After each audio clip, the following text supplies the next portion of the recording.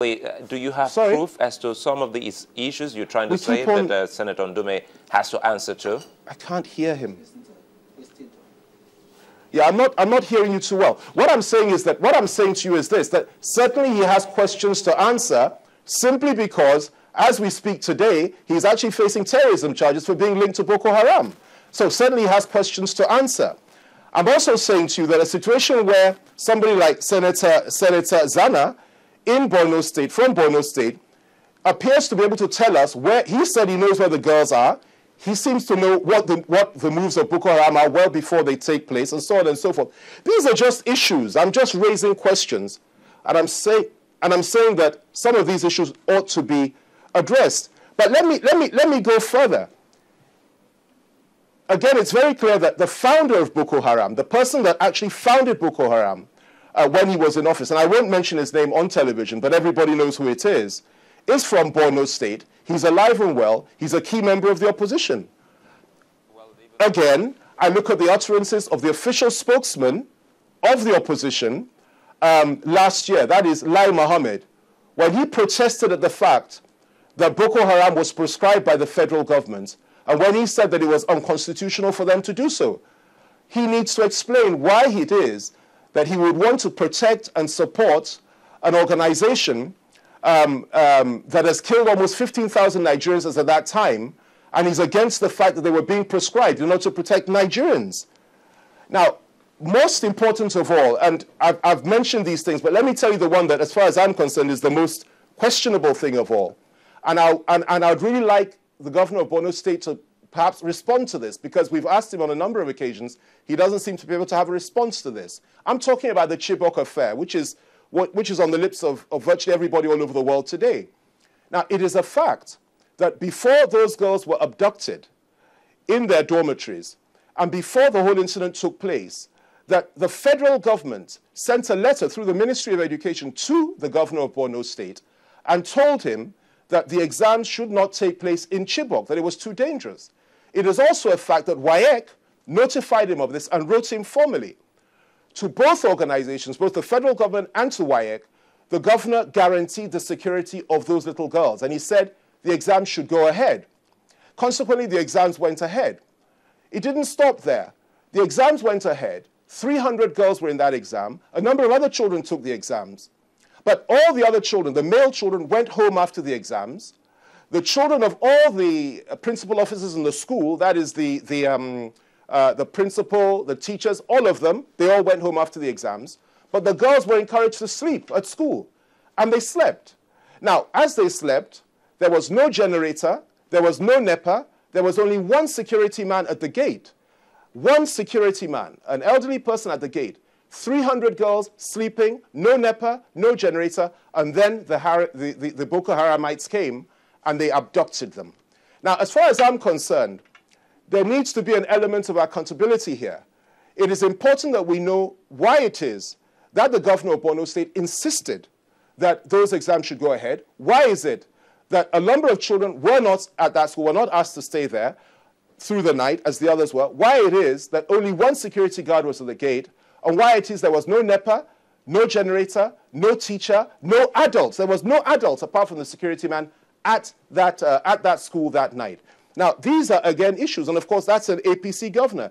Now, we could go on and on. I could also tell you about the fact that just a minute, a very key member of the opposition that was supporting the opposition can you hear me, Mr. was also involved in certain things in the mid-90s, where Gideon Akaluka was killed in Kano and he was beheaded.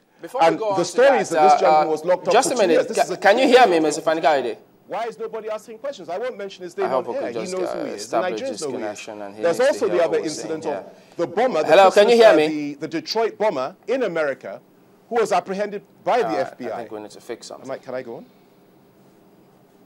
All right, before we go on to all of the Chibok matter, let me just take you up on that, but so we don't lose our train of thought on this one. But we will come and take you up on the response that they have also given about these questions that you raised, because we did put it across to, I think, the SSG to Borno State government while he was here. Speaking about all of those comments which you've highlighted, some of those cases in court as well for the senator, we've got a government in place in this country. Could it be, or is it that, I mean, what do you tell those who say, I mean, having itemized all of these comments that they've made, they also believe that the government has all these comments, they can access them. So what stops them from chronicling all of this and say, well, according to our laws, you can actually answer questions if you're found wanting, and then they take them to the appropriate quarters or invite anyone, no matter how highly placed, for questioning. As long as the law says you've got questions to answer, what stops them from inviting them for questioning? Or do they think that they are above the law? Well, you know, that question is probably best put to the government and not to me. I believe that that is the right and proper thing to do. I mean, certainly if you have key people in this country saying that Boko Haram should not be prescribed, and you have all these sort of issues being raised in the role of the governor of Borno State, I think it's important, and I would urge the government to do precisely that. But as far as I'm concerned, where we are today is this. If you compare what's happening in Nigeria to what happened in Ireland a number of years ago, you had Sinn Féin on the one hand, and then you had the IRA on the other. The IRA was the armed wing of Sinn Féin. And as far as I'm concerned, Boko Haram could well be described as the armed wing of the opposition today. Now, I say this based simply on the fact that some of these comments have been made by these people in the past. I say it based on the fact that there are certain things that have been done and been said by key officials of the opposition, and I base it on the fact that, as far as I'm concerned, until those questions are answered, it's a legitimate assertion to make, and they need to answer these questions. But why they haven't been arrested or questioned, I really don't know. You have to put that to the government. What about those who also are of the opinion that, in terms of the history of this, I do remember, I think it's the former chief of defense staff who did say, well, the government was going to name names of sponsors of Boko Haram and then trace the history, those who are behind it. And up till today, the country waits on that list from government. So much as, yes, lots of questions everywhere. But there are those who also think that when the government says they're going to do something, they've got to do it to demonstrate to the people that if you've got to rally the troops, absolutely, we are also ready to join with government to fight terrorism. Yeah. Well, I agree with you. I agree with you 100%. I think it's important that once the government has made a commitment to do something like this, they need to follow through. I mean, the last thing signal you want to send is one of weakness. And I think it's absolutely vital and important. But you see, what you also have to understand is this.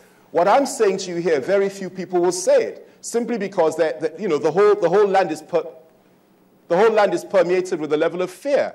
And the government also has to be a little bit careful, because if, for example, they start picking up opposition figures based on what they said, of course, the other side will say, oh, you are persecuting our leaders and so on and so forth. But the bottom line is this. It is something they need to do. They need to take a hard line on these issues. They need to round up those that appear to have sympathies with Boko Haram, whether they are PDP members or APC members, and they need to do something about it. Because it is very clear to me that there are certain elements within the political class that encourage this, that profit from it, in the sense that if there's a bomb tomorrow, they believe it's evidence of the weakness and the incompetence of this government. And I think that's the wrong way to look at it. You should channel your negative thoughts towards the perpetrators of the crime, and you should try your best to understand that they are doing this simply to discredit the government, destabilize the country, bring down the government through the auspices of a military coup, or to create dissension and turmoil in the country so that only an interim national government can save the day, or perhaps to prepare the ground for election next year and say, listen, you cannot go on with this man. Let us have somebody else in his place, somebody from the north who knows what to do. And what the other side is saying, people like myself, is this. You cannot bomb a president out of power. He may have his weaknesses, he may have made his mistakes, and goodness knows, I have criticized this government probably more than anybody else in the past. But at the end of the day, the bottom line is this. The minute you give in to terror, and you say people can bomb sitting presidents out or kill citizens to discredit in order to discredit the government and make the government look weak and bad, and we succumb to that and we feed into that, then we're in trouble. It means we're not running a democracy. We're running a system that is actually being fueled and perpetrated by bombing and violence and so on and so forth. And that is quite unacceptable. Are you